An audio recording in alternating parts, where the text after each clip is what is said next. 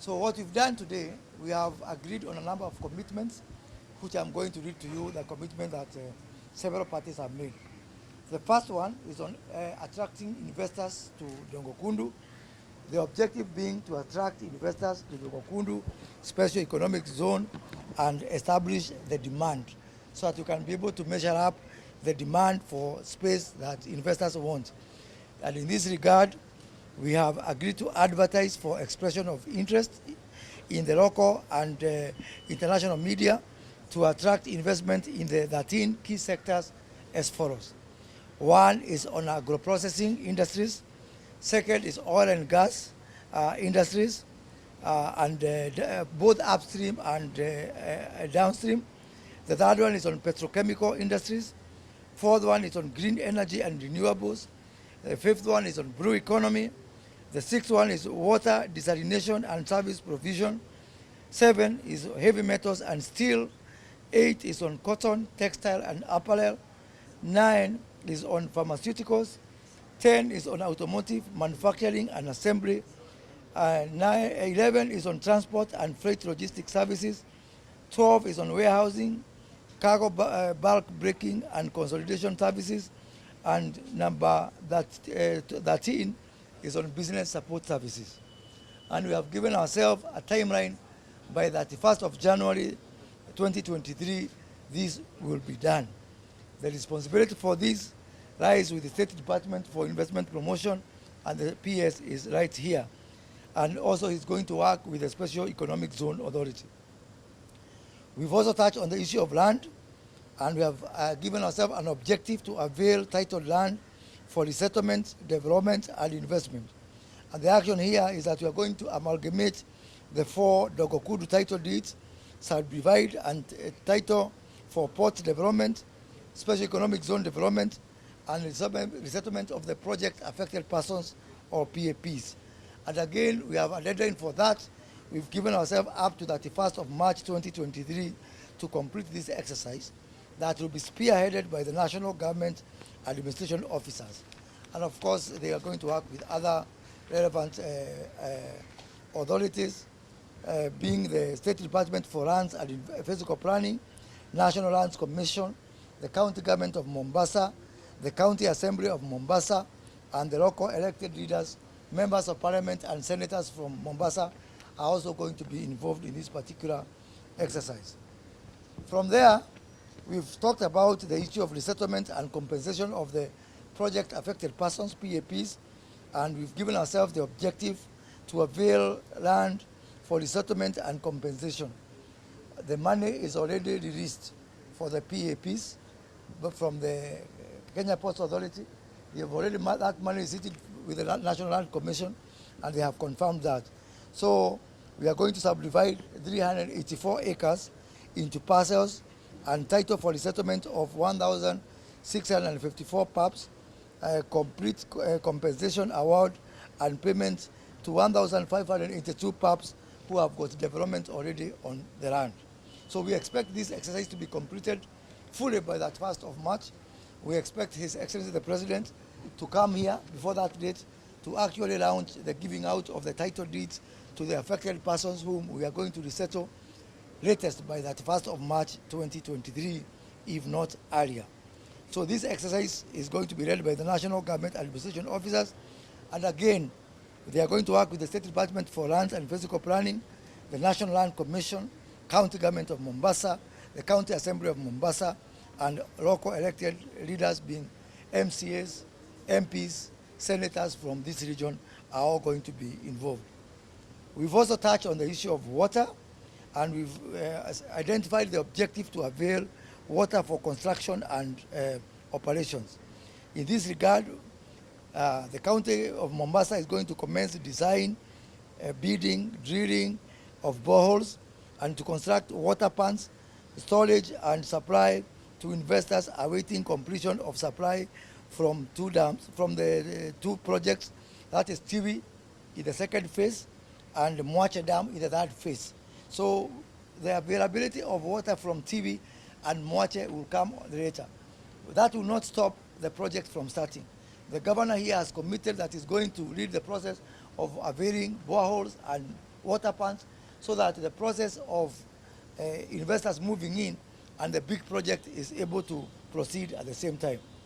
We have also talked about sewerage, and in the same breath, the governor and Coast Water are going to lead that process to connect whichever investors are going to be ready to the sewerage.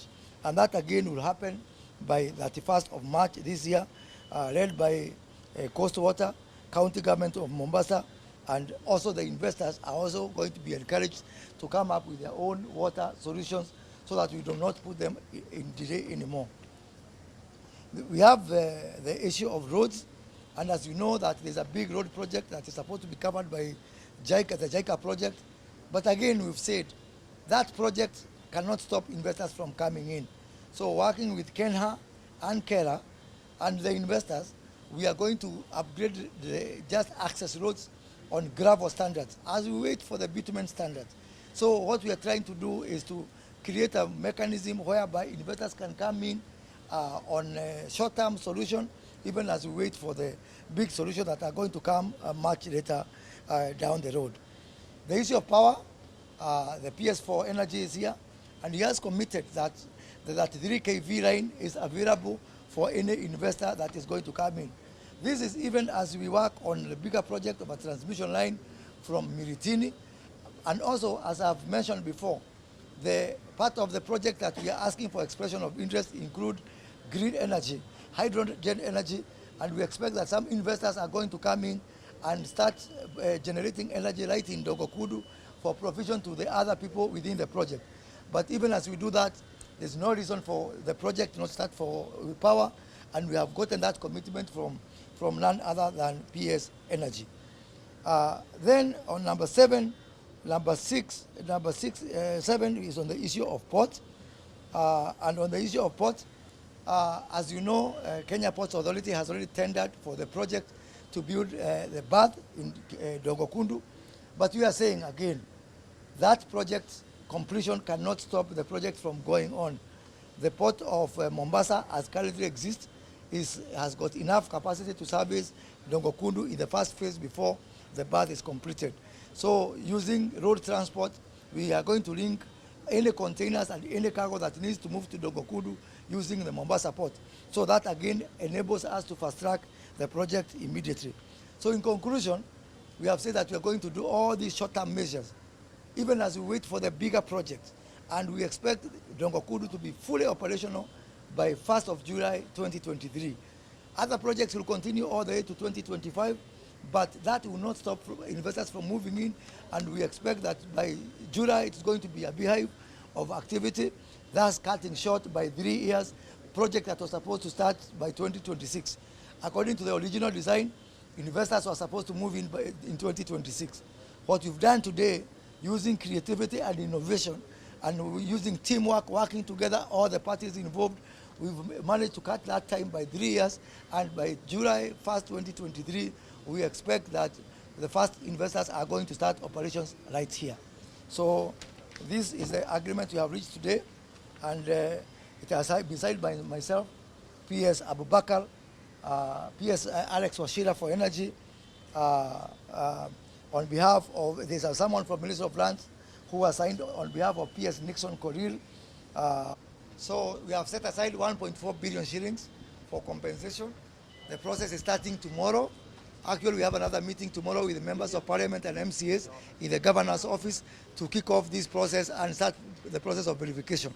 But as I've said, by the 31st of March, all PAPs will be resettled so that investors can move in from the 1st of April.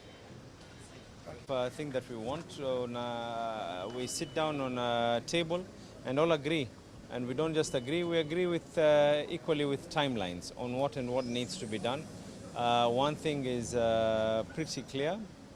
On the part of the county government of Mombasa, we are going to assist in the part of the survey. We are going to ensure that we assist in the part of the water and sewer level. And equally, we will be seeking to talk to all the other political leaders so that the money for compensation is paid to the right people. And we intend to do this on the stipulated timelines as well. Regional Commission.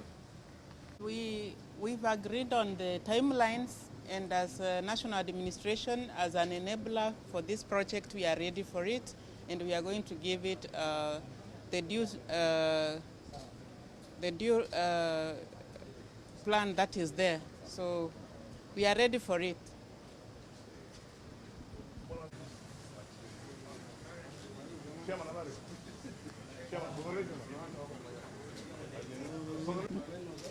Mko sawa?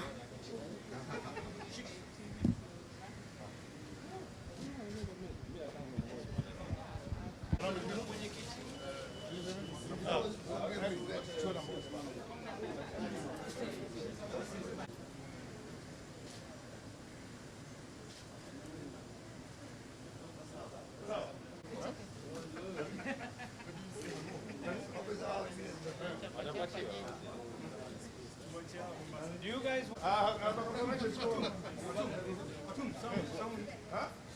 No, it's okay. We'll do it for me. Mko sawa? County of Mombasa, Abu Salman Sharif Nasir has also appended his signature to this document.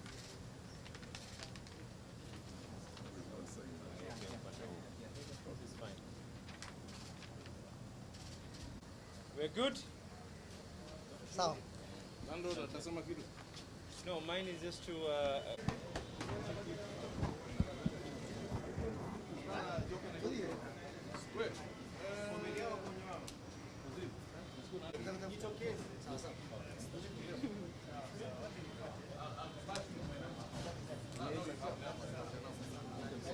Sorry. Go on,